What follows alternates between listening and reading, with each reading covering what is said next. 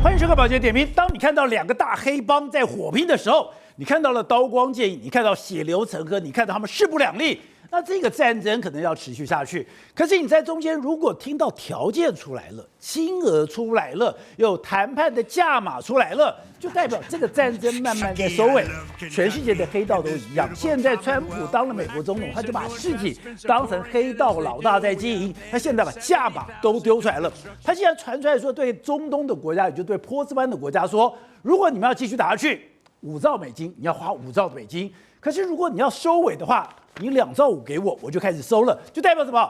川普开始在勒索了，川普开始在收尾了。而这个收尾是我一边在谈条件，我一边我的军力还是做极限的施压。我们昨天已经谈到了，在这样的极限施压的状况，伊朗已经出现了缺油、缺电、缺粮，甚至它的整个电信网络也都断绝。在这样的状况下，这个谈判真的已经在暗中进行了吗？而且可怕的是，或者有趣的是，这个谈判的价码都已经慢慢的浮上台面。好，我们今天请到4来宾，大方首一的财经专家黄寿胜，大家好。好，这是美岛电子报董事长吴志强，大家好。好，第三我们要特别介绍，他是《金周刊》的资深记者王子成，子成你好。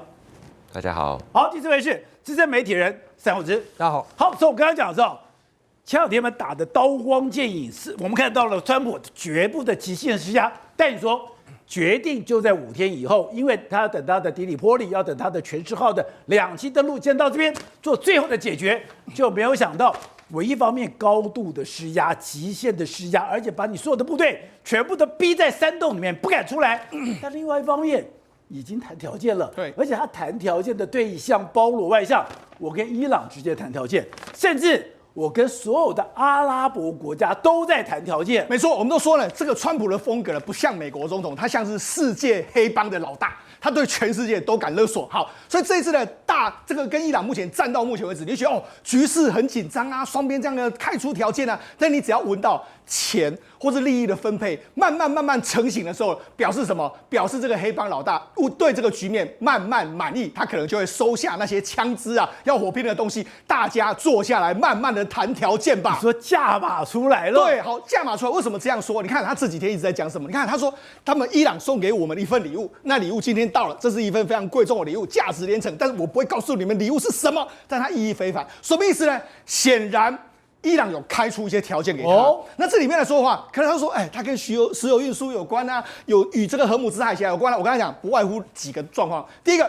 伊朗应该有开出条件，就是未来的油呢，搞不好让美国呢，你可以比照委内瑞拉模式，对，你可以在这里面投资啊，也就是我可以卖到全世界。是，你知道现在的伊朗的石油它被禁制，是它被压制，被压制了以后，它只能用市价的1半，甚至最好的60%是卖到全世界。对，我们知道伊朗的油是非常好的油，没错。如果说你今天我可以用市场的价格，第一个我的量可以飙升，对，我的价格可以飙升，是，所以它的石油的收入可能是原来的好几倍。对，所以呢，目前为止来说的话，伊朗为什么慢慢愿意点头？假设他们也想到，假设有这么多甜头的话，那我还是不要打仗了嘛。那当然你要让这个川普获得一些获得一些好货色，所以看起来石油可能会源源不绝的进到美国去。好，再来第二个是什么？第二个你看，连川普他不只跟伊朗谈哦，他现在还跟海湾国家，譬如说阿拉伯啦，就是阿联酋啦、卡达啦、巴林这些国家，还有这个科威特，他跟你说什么？不好意思哦。现在如果要继续打仗的话，你们要付5兆美金，要么呢就出这个2.5兆呢来这个结束这个战争哦。那这2.5兆呢用来支付战争的所有的开支这样一个状况，而且你们要为了获得的战果啊买单，所以其实5兆这是他开出来，但是其实这个价格有得谈，所以他现在等于说开高价，大家一起来谈。你看海湾国家他也要这一笔费用啊，所以这样看，海湾国家现在也在穿梭当中，也在谈。对，在海湾国家里面。他不缺钱，是，我就怕这个战争持续打下去，对，所以用可以钱来解决的话，这件事情就有眉目了。对，没错，因为目前为止来说，假设这个荷姆兹海峡可以过关，他们每天输出的话，这个2.5兆小钱啊，几年就可以花，就可以给这个川普了。如果永远解决后患，当然 OK。所以海湾国家搞不好愿意买单。再来呢，伊朗现在要什么呢？我刚才不是就说吗？伊朗一个是说，未来石油解禁，我搞不好，我觉得他还会提到一个条件，未来用美元计价。用美元计价，这个川普很开心嘛？对，川普很开心之外，而且你用美元，伊朗也很开心，他可以买很多源源不绝的商品，他把它纳到美元体系下，把中国踢出去。对，这个一定是川普跟他谈的一个条件。也就是现在伊朗其实非常的艰困，是伊朗现在是把油卖到中国去，是，可是中国去他不能把钱弄回来哦，对，他等于说是存在中国一个叫昆仑银行，存在昆仑银行的时候呢，伊朗要什么东西，昆仑银行在用价格，那种恐怖在哪里？这个价格是我定的，没错。可是外面的市价是3块钱，我就说我6块钱卖给你。是，伊朗就只能吃这种闷亏。是，可是没有办法，在全世界制裁之下，其实伊朗是吃了很多中国的闷亏的。没错。所以说，如果我能够开放，我能够用市价，我能够等于说直接的去卖到全世界的话，那个对我来讲是一个巨大利益。对，我们看伊朗现在的局面，中国还是继续跟他买油，中国还是可以输送东西给他。为什么伊朗今天会搞到人也没有，什么粮也没有，什么都没有？因为中国就两面手法，我低低的给你买油，然后高高的价格把你卖东西给你。对，他等一下吃伊朗的闷亏，伊朗也知道。那现在搞不好川普就说你以后买美国货嘛，美国都可以给你，搞不好他们还开出说我们一年才买多少美国的商品，这个才会他很开心嘛。所以川普没有什么不可以交易的。对，我一方面跟你打得你死我活，一方面帮你进行大屠杀，一方面我在跟你做生意。是，当然了，我觉得人民苦啦，但是高层一定都想他们的利益嘛。对，好，那还有什么？现在听说伊朗就说有一个条件，说以后呢，荷姆斯海峡我们可以收这个通路费。那这个其实呢，对这个川普来说没有什么问题，你要收就收嘛，反正美国船只又不经过这边，你通过就通过啊，比照苏伊士运河，让你们伊朗赚也无所谓，只要你们愿意点头，我让你赚啊。因为之前我想说，有可能吗？你怎么可以把一个海峡据为己有？是我们不是讲说这个海峡都要有航行权吗？对，他们就跟我提醒说，不对哦，苏伊士运河是谁在收钱的？对，埃及在收钱的。巴拿马运河是谁在收钱的？巴拿马运河在收钱的。对，所以你不是没有潜力啊，所以你这个东西也是可以瞧的。对，你看现在的这个船只图来说，已经有船只开始通过这个荷姆斯海峡。对，我跟他讲一下，荷姆斯海峡的话，你不要以为说它船只会这样过，因为船只这样过的时候，这边的岸比较浅，它大部分都是会按照北边这样通过，都是这样通过的。这边的水比较深，所以它都是这样通过。所以伊朗对伊朗那个地方，对荷姆斯海峡有非常大的控制权，原因就在这个地方，而且一定要夺下克什姆岛，就在这个地方，还有这些小岛，这原因就在这边。好，你不是说，哎呦，这个走南边就没事，可是问题这边才能够走大船，这是它的美感所在。对，好，那我们再看，那你想说啊，那就在谈啊，没事了吗？对，我跟他讲，不是这样子的。我来黑帮的谈判逻辑不是说我们谈的就没事，谈的过程照样在外面开杠啊，大家开枪还是照样开啊，该开的该开还是开啊。我听过刘邦有一个故事，刘邦有那个时候他不是在谈判吗？是，谈判的时候是状况怎么样？等我看啊。刘邦有就在座上，他可能就在吴董这个位置。是，就大家谈判的时候怎样？每个坐在位置上的人坐下来，第一件事情什么？把枪放在桌上。没错，就是这样。宝洁演得非常好，就是什么意思？我要的就是我要用绝对的，在谈判桌上绝对要用绝对的气势压住你嘛。这个川普现在就是用这个方法，什么方法？他现在一边跟你说，还有5天的时间到5月27号，3月27号，但是另外一方面呢，他开始调兵遣将，来到你的门口。这个我们看到有一个既视感，什么既视感？你记不记得马杜罗之前被抓的时候，他不是也是这样，陈兵在你的面前跟你谈判，说你自己滚蛋，不滚蛋的话你走得巧。他现在就是用这样的方式啊，他来到这边，你要不要接受所有条件？不接受，我马上就开始开战，所以你就知道美国是这样两面手法。我一边我枪指着你的头，一边我谈条件，看你要不要接受。没错，他就是把枪架在你的脖子上，就说你要不要，就这样一个状况。好，那么讲他现在怎么调兵力呢？现在2支远征部队来了嘛，第31还有第11远征军嘛，一个是全师号，一个是所谓的迪利波里号，有7500名的这个海军陆战队，80的空降师在这边有3000名，然后还有什么75的三角洲游击兵团，还有第160的特种部队，这个所谓的海豹突击队都来到这个地方，所以等于是他现在压重兵，他等来，我觉得很有可能是这个周末，搞不好礼拜5谈不拢的话，周末或是某个时间他就直接开始打。对，所以现在伊朗为什么开始开条件出来，就是他真的认为说不坐下来谈是不行了哈。那另外一个，当然就有人问到川普啊，说哎你这跟他们谈判，你信他们干什么呢？对，他说，然后他说什么？他就说我谁都不信，我也不信你啊。所以他就说。接着的补刀会更加的致命，所以我就说，现在目前为止来讲话，川普在预谋一个机会，如果你如同黑帮的逻辑坐下来谈，坐下来谈不成的时候，那就继续再开枪。我觉得这就是川普目前为止，而且我压着你，要你一定要上谈判桌，而且同意我的条件。好，所以吴董，其实今天川普在白宫跟记者那个对话其实非常有趣。他说：“伊朗你相信吗？伊朗他会信守承诺吗？如果你不相信、你不信任的话，你要怎么跟他谈判？”然后那个川普怎么跟他讲？我也不相信你啊，我因为认识你，所以我更不相信你啊。然后他讲说，我信不信任没有关系。我可以跟他交易，你以前讲过，川普没有什么不可卖的，他很确定，他可以跟伊朗交易，这个是一个非常重要的讯息。而且你之前讲过，海湾这些的金主会出钱，现在也确定了，要么就5兆，要么就是2.5兆，甚至你说连中国都出手了。中国现在是一个幕后的这个叫做调节器，the regulator， 他不愿意到台面上。因为台面上他背负这个失败的责任，风险太大，但他这各方他都有影响力。那这个谈判呢，我举个例子，你记不记得前2天有看到一架这个伊朗的客机？对，在这个战火这个漫天的之际有一架伊朗的这个官方的客机就是民间的航空公司的客机离开伊朗的这个德黑兰上空，那怎么可能呢？这个时候我全部给你封锁掉了，让你这边这就是代表团出发了。那伊朗提出什么条件？伊朗说很简单啊，战争要赔偿啊。你刚不知道几十兆吗？很简单，日后投资嘛，然后还要解除制裁嘛，对吧？还有这更关键的荷姆兹海峡怎么办？荷姆兹海峡就变成大家共管喽，共管，所以川普开始耍屌了，我妈得到非常大的礼物。什么礼物？荷姆兹海峡。荷姆兹海峡，然后他同意让荷姆兹海峡以后邮轮经过收费。我靠，他妈的都是流氓变成公开变国税局，对不对？本来是耍流氓，现在国税给我来啊，公开给你扛棒牙呀，妈的来一传过来收多少钱？那在保护他，就是那美国是什么？美国没有美国同意，他收什么钱啊？那个钱美国要不要分的？一定美国一定分的嘛，对不对？就管理了嘛。荷姆兹海峡列入正式的国际合约的管理，那这个荷姆兹海峡的整个安全性保证没有问题了嘛。那这时候来讲的话，你不威胁你的政权啊？那政权的保障由谁来负责嘛？那当然，这个川普不会去碰那个政权嘛。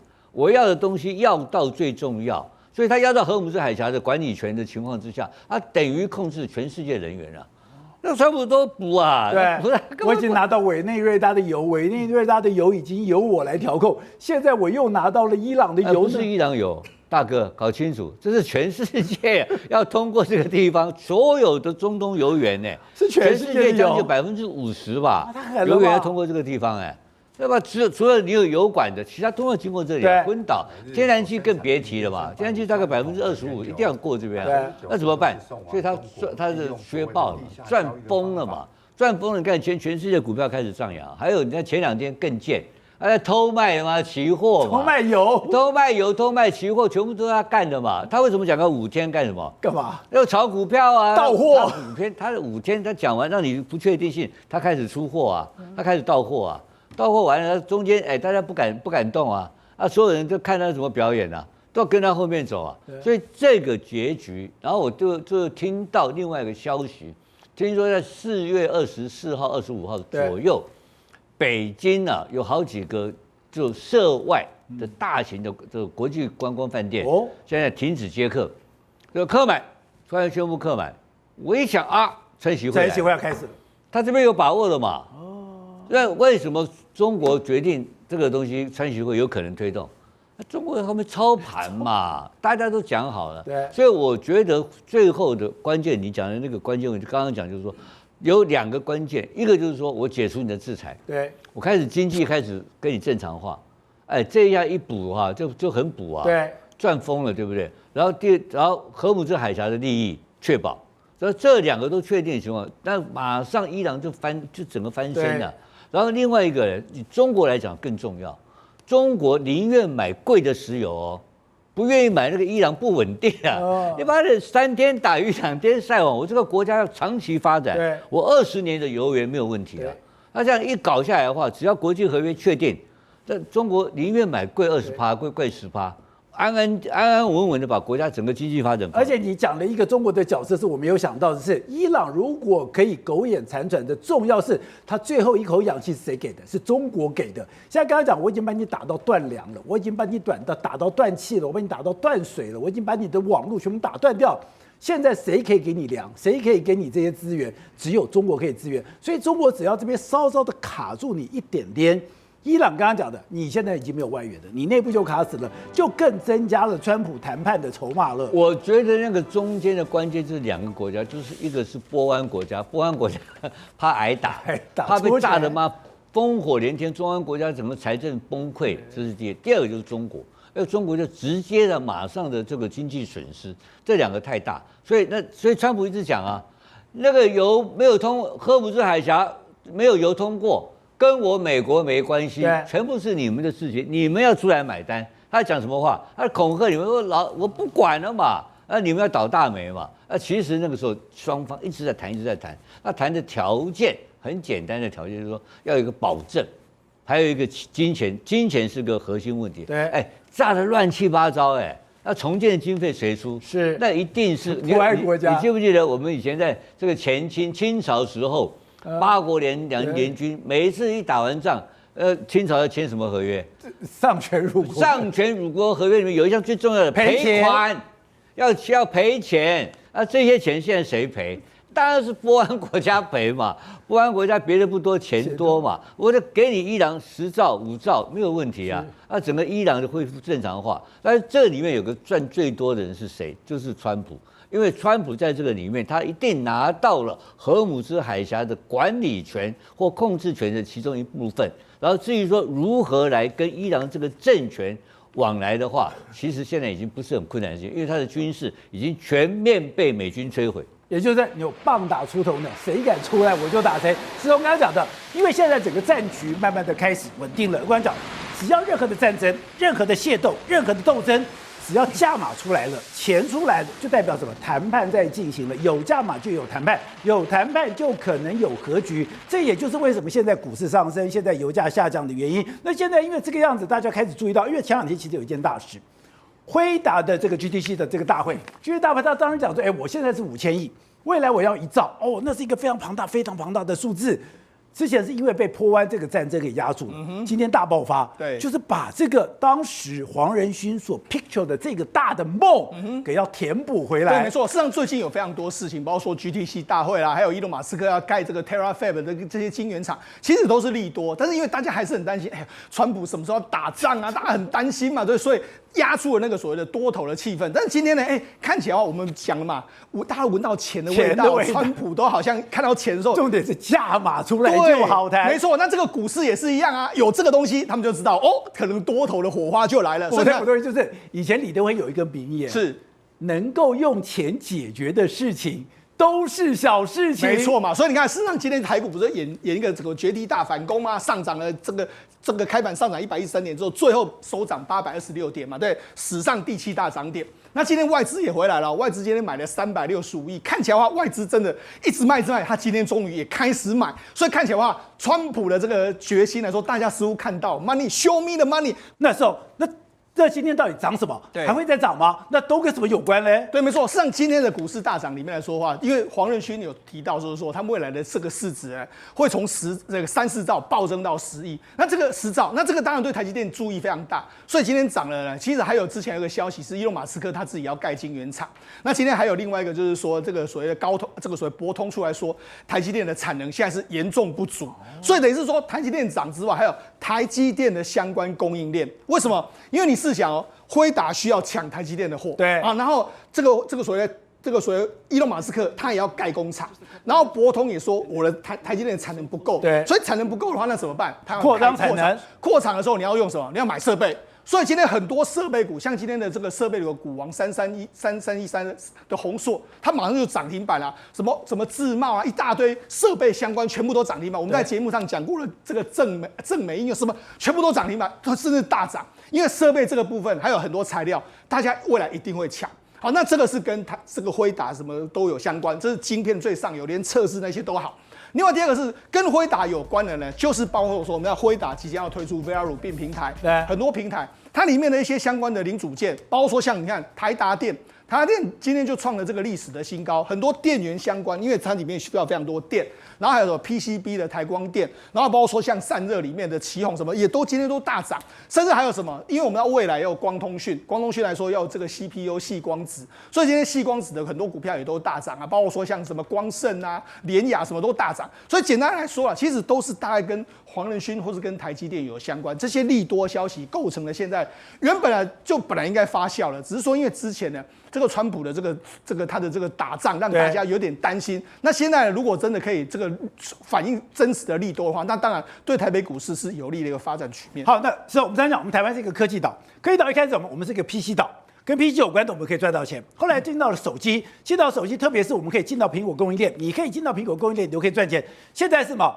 大家都要抢上辉达的列车，对，没错。实际上，辉达的这个列车里面来说，当然还是台湾以硬体为主，所以在硬体基础建设这一块有非常多厂商。现在只要跟辉达搭上线，那我跟大家讲，实际上跟辉达搭上线怎么搭上？你只要找辉达的第一线、第一级的供应链就好了，你买那些就好。为什么呢？第一级供应链，第一就是它最大最好的。为什么？因为它可以赚很久。我为什么这样讲？可以赚很久。因为辉达跟他们做生意都是没有任何合约的，反正我们讲好就是我一直是你，一直是你。对。然后那些公司呢也会一直投资辉达的东西。我跟他讲，它是全包了。辉达怎么做？没有，他是在开创一条没有人知道的路。所以我们那些厂商呢，我就讲也是在赌辉达。所以他们辉达赌技术，你赌辉达。所以我就讲那些所谓的第一线的排名是第一个。